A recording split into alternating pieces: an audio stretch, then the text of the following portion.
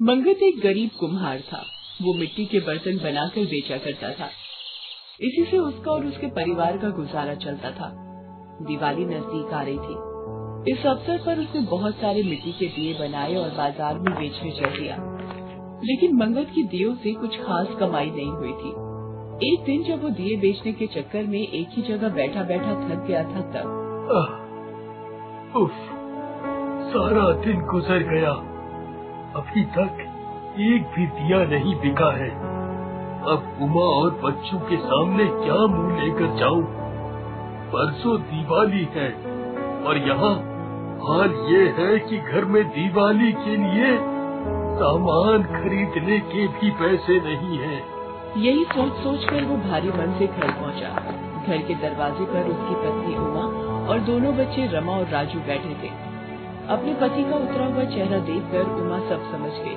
चलो बच्चों अंदर जाओ, अभी बाबूजी थके हुए आए हैं, बाद में आना। बच्चे भी समझ गए कि उनके बाबूजी आज भी खाली हाथ आए हैं।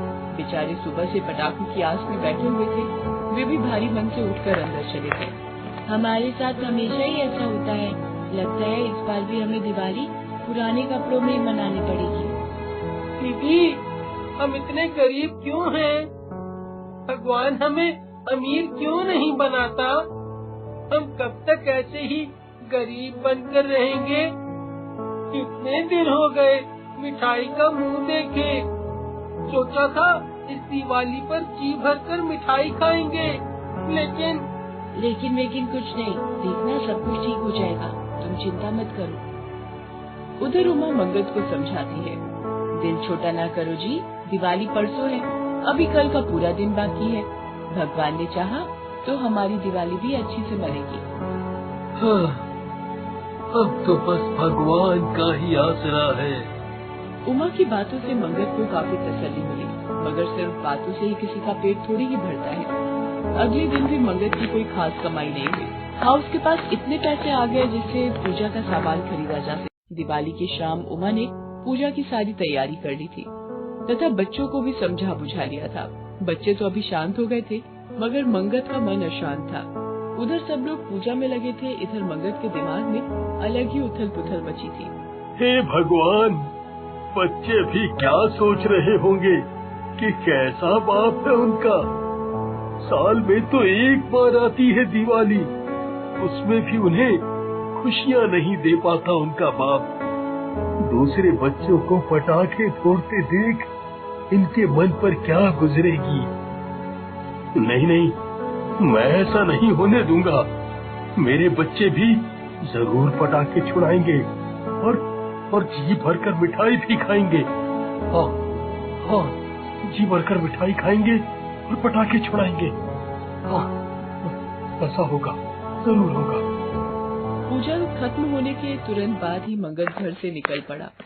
दिवाली की रात बड़े बड़े रईस जादे जुआ खेलने और शराब पीने अपने घर से बाहर निकल जाते हैं और उन अमीर जादों के बंगले खाली हो जाते हैं। हाँ, आज इन्हीं बंगलों में से किसी एक में सेंध लगाकर मैं अपने बच्चों के लिए खुशियाँ खरीदूंगा। मंगत चौकन्नी निगाहों से हर बंगले को देख रहा था। आखिरकार उसे एक बंगला नजर आ ही गया। वहाँ न तो कोई चौकीदार था, न ही कोई कुत्ता। मंगत उस बंगले में घुस गया। अभी वो कमरों को टटोल ही रहा था कि तभी घर के पीछे बने लॉन से पहले एक धमाके की आवाज आई, फिर किसी बच्ची के चीखने की आवाज आई। फंस गया, लगता है घर के लोग पीछे हैं। मुझे जल्दी से यहाँ से निकल जाना चाहिए। मगर लॉन से बच्ची के लगातार रोने की आवाज आ रही थी। कहीं बच्ची अकेली तो नहीं और कहीं पटाखे छुड़ाते समय जलवल तो नहीं गई। मुझे एक बार चुपके से देखना चाहिए। इतना सोचकर मंगत घर के पिछवाड़े जाता है। वहाँ वो देखता है कि एक छोटी सी बच्ची जिसके पैर पोलियो के चलते खराब हो गए थे, वहाँ गिरी हुई थी। उसका हाथ जला हुआ था और उसकी व्हील चेयर भी दूर गिरी हुई थी। मंगत को उस पर दया आ गई। अरे, इसकी उम्र तो मेरी रमा बिटिया जितनी है। बेचारी का हाथ जल गया है। शायद पटाखे चलाते समय। मुझे इसकी मदद करनी चाहिए। इतना सोचकर मंगत वहाँ जाता है और उस रोते हुए बच्ची को वहाँ से उठाता है। उसे देखकर बच्ची भी रोना बंद कर देती है। आप कौन हो? मम्मी पापा घर पर नहीं है, वे अपने दोस्तों के घर पार्टी करने गए हैं। क्या तुम्हें अकेला छोड़कर दोनों ऐसे ही चले गए? हाँ, वो लोग ऐसा ही करते हैं। मुझे कहीं साथ लेकर नहीं जाते हैं, मैं चल नहीं सकती हूँ ना। बच्ची की बातें सुनकर मंगत का दिल भर आया। वो भूल गया कि वो वहाँ चोरी के इरादे से आया था। बच्ची की भोली बातों ने उसके दिल पर जादू सा असर किया था। उस दिल से भरा सारा पाप बह गया था। तुम चिंता मत करो बेटी, मैं अभी तुम्हारे हाथ पर दवा लगा देता हूँ। वैसे नाम क्या है तुम्हारा? मेरा नाम अंजलि है। आप कौन है और कहाँ से आए हैं? बस समझ लो, मुझे तुम्हारे मम्मी पापा ने तुम्हारा ख्याल रखने के लिए ही भेजा है। लो, अब मैंने दवा लगा दी है। सुबह तक तुम्हारा हाथ बिल्कुल ठीक हो जाएगा। तुमने खाना खाया? नहीं, मंगत रसोई से उसके लिए खाना लाता है। लो, खाना खा लो। मैं कैसे खाऊं? मेरे हाथ पर तो दवा लगी है अंकल। मंगत मुस्कुरा देता है।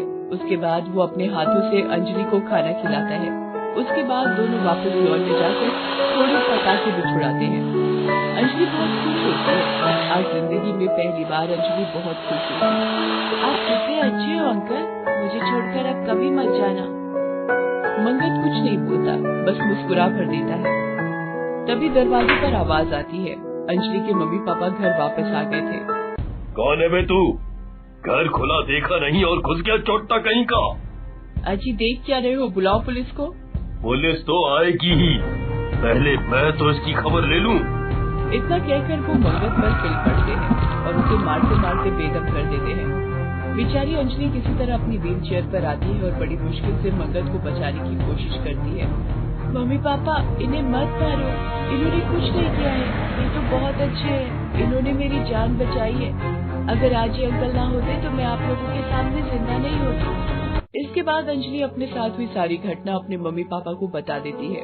अंजलि की बात सुनकर उसके मम्मी पापा को बहुत ग्लानि होती है। हमें माफ कर दो, हमसे बड़ी भूल हो गई। तुमने हमारी बच्ची के लिए इतना किया और हमने तुम पर ही हाथ उठाया।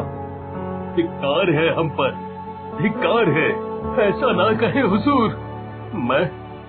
मैं तो खुद चोरी करने आपके घर में घुसा था, मगर अंजलि बिटिया की भोली भाली बातों ने मुझे इस बात से बचा लिया। चोरी करने? फिर मंगत उन्हें अपनी सारी व्यथा बताता है, जिसे सुनकर उनका दिल पिघल जाता है। इसके बाद अंजलि और उसके माता पिता मंगत के साथ ढेर सारे पटाखे और मिठाइयाँ लेकर उसके घर पहुँचते हैं। घर के सामने उमा उदास बैठी थी और उसके दोनों बच्चे दूसरों को पटाखे छुड़ाते देख मन महसूस कर रहे थे। तभी मंगत को देखकर दोनों उसके पास भागकर जाते हैं। अंजलि के माता पिता उन्हें पटाखे और मिठाइयाँ देते हैं। इतने ढेर सारे पटाखे देखकर उनकी आंखें चमक जाती हैं और मुरझाए चेहरे खिल उठते हैं। फिर दोनों उमा की ओर मुड़ते हैं और कहते हैं, आज तुम्हारे पति की वजह से ही हमारी बच्ची हमें सही सलामत मिल पाई है। इसलिए अब हमने फैसला किया है कि आज से आप लोग भी हमारे साथ ही रहोगे।